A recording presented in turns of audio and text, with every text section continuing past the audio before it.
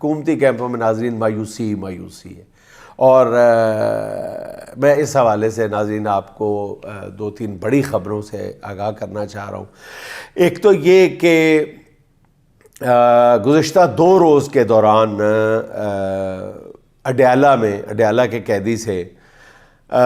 3 اہم شخصیات نے ملاقات کی ہے۔ ایک ملاقات میں 2 اہم شخصیات تھیں، اور پھر اس ایک ملاقات کے بعد پھر ایک شخصیت کی خان صاحب سے ملاقات ہوئی ہے، یعنی 1 on 1 ملاقات تھی وہ۔ اچھا، اس میں کسی نتیجے پہ تو نہیں پہنچا جا سکا، لیکن کانفیڈنس بلڈنگ میز پہ جب بات کی گئی تو خان صاحب نے پھر وہی مطالبہ دہرایا کہ جب تک آپ ہمارا مینڈیٹ واپس نہیں کرتے اس وقت تک کوئی بات نہیں ہو سکتی۔ اس پہ جو شخص ملنے آیا تھا انہوں نے کہا کہ خان صاحب یہ کسی طرح بھی اس سیٹ اپ میں رہتے ہوئے ممکن نہیں ہے۔ پھر انہوں نے بات گھما کے آئینی ترامیم کی طرف لے جانے کی کوشش کی، تو خان صاحب نے چٹا جواب دے دیا۔ خان صاحب نے کہا کہ ہم ایسے کسی کھیل کا حصہ نہیں بننا چاہتے۔ اس کا مطلب ہے کہ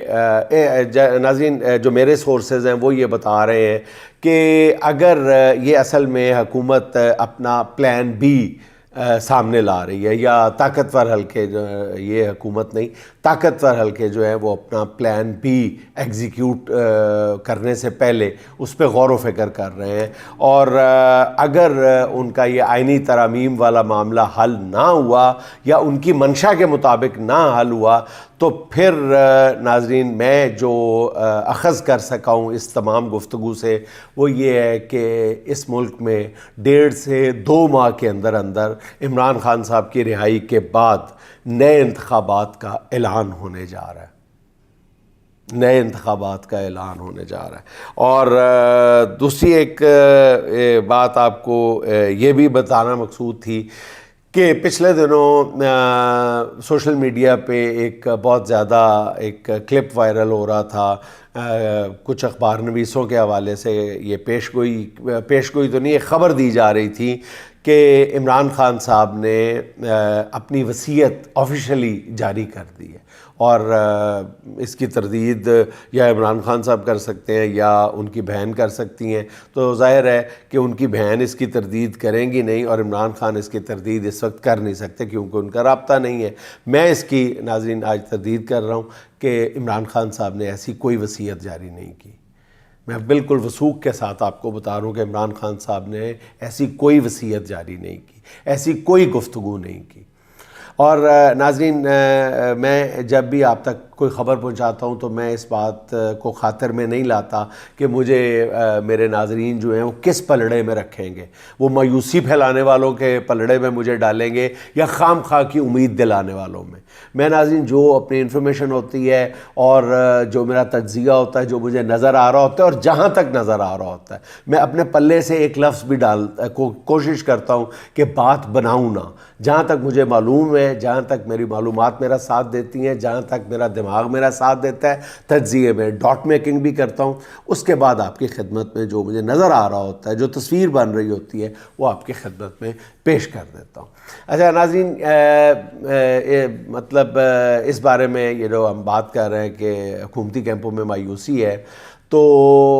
سرکار دربار کے اشارے پر کام کرنے والے بعض اخبار نویسوں کا یہ بھی کہنا ہے کہ وفاقی کابینہ کا اجلاس جو ہے اس کا التوا آئینی مسودے کا ایجنڈے میں نہ شامل ہونا، یہ کہیں 15 ستمبر کا ری پلے تو نہیں ہے، جب حکومت تمام تر کوشش کے باوجود ترامیم پاس کرانے میں ناکام ہو گئی تھی۔ اور ان اخبار نویسوں کا یہ کہنا ہے کہ پارلیمنٹ کے دونوں ایوانوں میں کسی ایجنڈے میں بھی آئینی ترامیم شامل نہیں ہے، اور یہ مایوس کن صورتحال ہے کیونکہ آئینی ترامیم کا معاملہ جو ہے وہ 25 اکتوبر کے بعد ٹالا نہیں جا سکتا۔ اور ناظرین ایک اور خبر بھی آپ کو دیتا چلوں کہ اب حکومت نے اور طاقتور حلقوں نے اس بات پہ اپنا مائنڈ جو ہے وہ بنا لیا ہے کہ اگلے چیف جسٹس جو ہیں وہ منصور علی شاہ کے علاوہ کوئی نہیں ہو سکتے، کسی اور کو لانا اس وقت ممکن نہیں ہے۔ تو یہ 2-3 خبریں یا معلومات آپ تک پہنچانا مقصود تھا۔ اچھا ناظرین، اب آئینی ترامیم کے لیے خصوصی پارلیمانی کمیٹی کے اجلاس کی طرف چلتے ہیں، جس کے بعد نون لیگ اور پیپلز پارٹی آئینی عدالت کے قیام کی شرط سے دستبردار ہو گئے، اور ذرائع کا کہنا یہ ہے کہ اس بات پر اتفاق ہو گیا ہے کہ اب سپریم کورٹ میں ہی آئینی بینچ بنے گا۔ البتہ ذرائع کا یہ بھی کہنا ہے کہ سپریم کورٹ کے چیف جسٹس کا تقرر 3 رکنی بینچ سے کیا جائے گا۔ اس بارے میں ذرائع کا یہ کہنا ہے کہ مولانا نے پینل والی شرط پہ مشروط نیم رضامندی ظاہر کر دی ہے، یعنی اس شرط کا اطلاق اس بار سے نہیں ہوگا بلکہ آئندہ چیف جسٹس کے تقرر کے لیے ہوگا۔ اس کا مطلب یہ ہوا کہ آئندہ چیف جسٹس منصور علی شاہ ہی ہوں گے، یعنی موجودہ حکومت جو ہے وہ جسٹس منیب اختر کو چیف جسٹس نہیں دیکھنا چاہتی، اور ذرائع کا کہنا یہ ہے کہ آئندہ 1-2 روز میں آئینی ترامیم جو ہے وہ پارلیمنٹ سے منظور کرانے کی کوشش ضرور کی جائے گی، اور اس حوالے سے من پسند آئینی ترامیم کے لیے حکومت کو مطلوبہ نمبرز نہیں مل رہے۔ من پسند آئینی ترامیم کے لیے میں بار بار کہہ رہا ہوں، گزشتہ روز بھی عرض کیا تھا، جس کی وجہ سے وہ اب حکومت جو ہے وہ پستی کی ہر حد پھلانگ رہی ہے۔ حکومت نے تمام اخلاقیات بھلا دی ہے۔ گزشتہ رات ایک طرف جاتی عمرہ میں آئینی ترامیم پر مذاکرات جاری تھے، جمہوری قوتیں مذاکرات کر رہی تھیں ماشاءاللہ، دوسری طرف شاہ محمود قریشی کی بہو اور زین قریشی کی اہلیہ کو اغوا کیا جا رہا تھا۔ یعنی حکومت آئینی ترامیم چاہتی ہے، چاہے اس کے لیے کچھ بچے نہ بچے، کچھ بھی عزت غیرت کچھ بھی بچے نہ بچے، آئینی ترامیم پاس ہونی چاہیے۔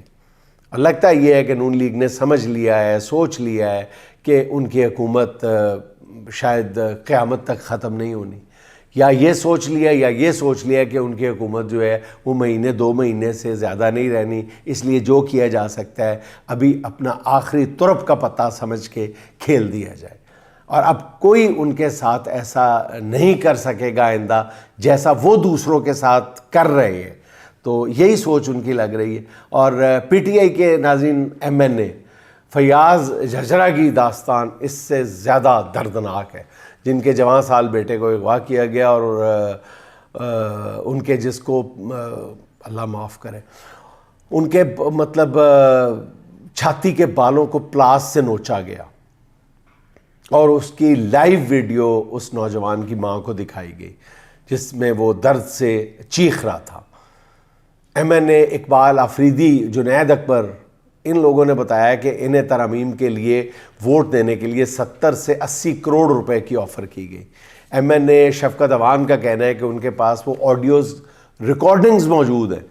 جس میں انہیں 1 ارب سے زائد کی آفر کی گئی۔ گجرانوالہ سے ایم این اے مبین عارف جٹ کے والد کا کہنا ہے کہ ان کی فیکٹری کو سیل کر کے اس میں سے 14 کروڑ روپے کا سامان چوری کیا گیا، اور اب انہیں یہ لالچ دیا جا رہا ہے کہ وہ ترمیم کے لیے ووٹ دیں تو انہیں 50 کروڑ روپیہ بھی دیا جائے گا اور ساتھ فیکٹری کا سامان بھی واپس کر دیا جائے گا۔ حکومت اس طرح آئینی ترامیم کرانا چاہتی ہے، یعنی بے شرمی، بے غیرتی اور سخت سے سخت لفظ بھی بول لیے جائے تو شاید صورتحال کی عکاسی نہ ہو سکے۔ اور ان ترامیم کا کریڈٹ کون لینا چاہتا ہے؟ ناظرین ذرا غور فرمائیے، نواز شریف صاحب، بلاول بھٹو زرداری صاحب، خود زرداری صاحب۔ او مائی گوڈنس۔ اچھا ناظرین، یہاں میں پی ٹی آئی کے ارکان کے حوالے سے ایک بات کرنا چاہتا ہوں۔ ہم میں سے بہت سارے لوگ ان پر تنقید کرتے ہیں کہ وہ کیوں حکومت اور ان کے کارندوں کے ساتھ رابطے میں۔ کہا جاتا ہے کہ جب وہ ویڈیو دکھاتے ہیں تو کیوں دیکھتے ہیں؟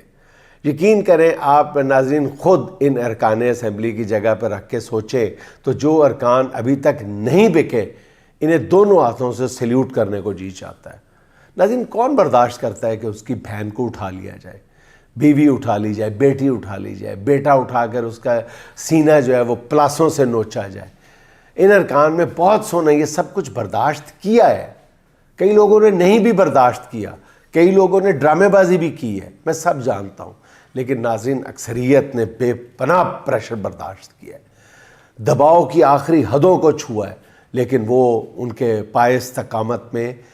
رتی برابر بھی لغزش نہیں آئی۔ میں ذاتی طور پہ بہت سارے ایسے لوگوں کو بھی جانتا ہوں، سب کچھ انہوں نے عوام کے لیے سہا ہے، سب کچھ انہوں نے اپنے قائد کے لیے سہا ہے۔ اقتدار کے مزے جھوٹنے ہوتے تو جھولنے ہوتے تو یہ ارکان نون لیگ یا پیپلز پارٹی میں ہوتے اور بہت خاموشی سے ہوتے، کسی کو پتہ بھی نہ چلتا، ڈرامے بازی کر لی جاتی، کئی کچھ کیا جا سکتا تھا مطلب. اور دوسرا خاموشی سے گھر بیٹھ جانا ناظرین کتنا آسان ہوتا ان کے لیے، لیکن انہوں نے ایسا بھی نہیں کیا. اور وطن میں ناظرین جب بھی آئین کی سربلندی کی داستان لکھی جائے گی تو ان بہادروں کے ذکر کے بغیر یہ کبھی مکمل نہیں ہو پائے گی. ان سے بس صرف یہی کہنا ہے کہ خدا را ڈٹے رہیے. ظلم کے دن حقیقی طور پہ گنے جا چکے ہیں اور اب اس وقت ہمت نہیں ہارنی. بس کچھ ہی دن باقی ہے، ہمت نہیں ہارنی آپ.